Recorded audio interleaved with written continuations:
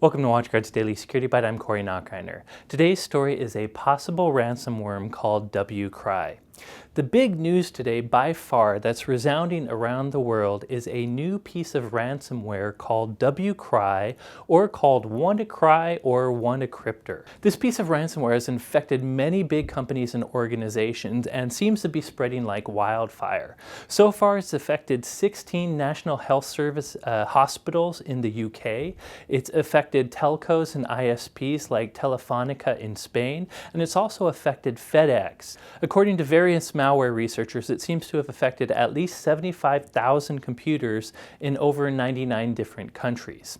Now, do know that researchers are still analyzing this malware and, more importantly, trying to figure out how it's spreading, so we don't know all the details. At a high level, this looks very similar to other ransomware. In fact, it's based on a previous variant of WCry which came out in February. If it infects your computer, it's going to encrypt a number of your files and change your background and pop up a window saying you have to pay around $300 worth of Bitcoin in order to get your files back. However, the one new and different thing which could attribute to its fast spread is many sources claim that this particular ransomware is leveraging a Windows SMB vulnerability in order to spread within networks, typically within internal networks, because most people don't allow SMB on the internet. In any case, the vulnerability in question here is Microsoft's MS17010.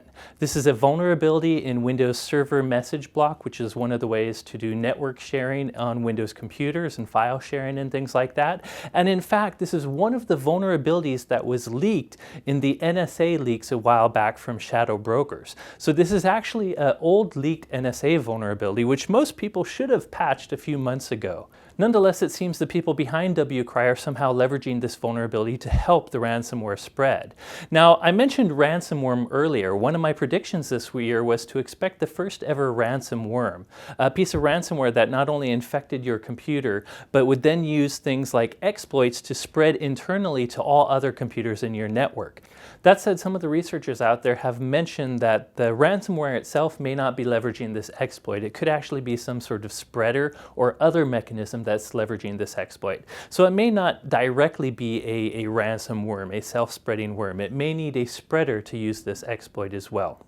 In any case, this is a very serious threat that's spreading very quickly. As I mentioned, it's affected many UK hospitals, and some of those hospitals have had to shut down and turn down patients, according to many of the reports out there.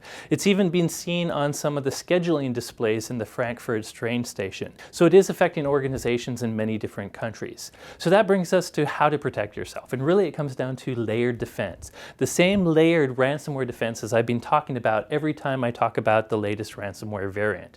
Now, before I get into preventative defenses, the first thing you need to do is make sure to have a backup system. As I've said with all ransomware, if you at least back up your systems, you can recover from any sort of disaster, whether it be ransomware or something else. The other thing to do, and this is very important, is to always patch. MS17010, this old NSA exploit, was patched earlier this year. If you had applied that patch, this ransomware can't use it against you. If you haven't gone out and applied that patch, you need to do so immediately. Now, that said, I will point out that apparently some of the computers in the UK hospitals were vulnerable to this particular exploit because they were still running Windows XP.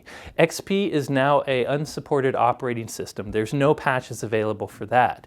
But that is one of the issues with running old unsupported operating systems. So if you're still running XP or other old OSs, you really should try to upgrade if you can. Now, coming to preventative defenses, whether they're on our WatchGuard Firebox or any other, the first thing is Gateway Antivirus does help a little, or any antivirus. That said, do know ransomware nowadays are very evasive. The bad guys can repack encrypt these ransomware variants so quickly that signatures tend not to keep up. Many of the AV vendors out there, the legacy-based AV vendors, were not able to catch this ransomware day one. That's why it's very important to also have advanced malware protection. In WatchGuard, we have something called APT blocker.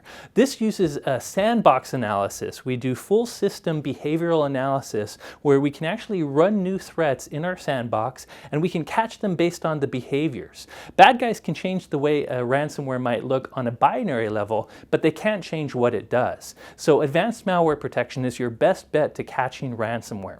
On top of that, by the way, things like intrusion prevention. WatchGuard's intrusion prevention service has many signatures that can actually catch the NSA exploit that this particular ransomware is rumored to use. So to summarize, backup, patch, use gateway antivirus, but more importantly, use advanced malware protection and turn on your IPS.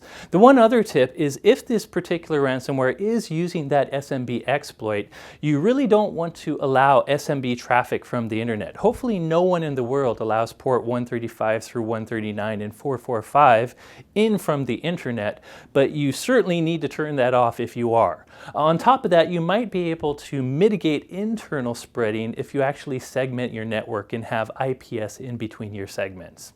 Anyways, this is a pretty critical story. I think we're going to be hearing a lot about this in the next coming weeks because it has affected so many people and it has affected them so quickly.